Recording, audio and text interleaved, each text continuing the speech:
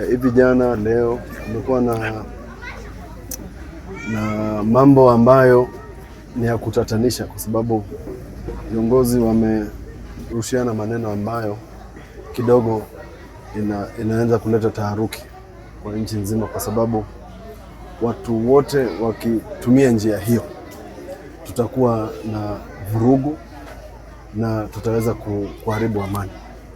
Kwa hivyo mimi kama kiongozi wa Makueni nataka kuwauliza viongozi tupunguze maneno makali ambayo yanaweza kutumika vibaya. Wale ambao ni wafuasi wetu wanaweza kutumia maneno haya na kutumia muundo huu kwa njia ambayo inaweza kuleta utata katika siku za usoni.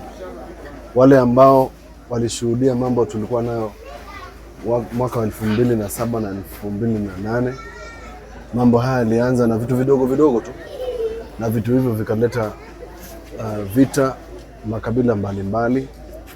Na kwa hivyo mambo ambayo tunayasikiza na mambo ambayo yanasikiza na watoto wetu na watu ambao ni wa umri mdogo, wakiona viongozi wao wakizungumzia maneno ambayo mengi ni ya kindani sana, wanashangaa ni vipi viongozi wa ngazi za kitaifa wanaweza kutumia maneno kama haya.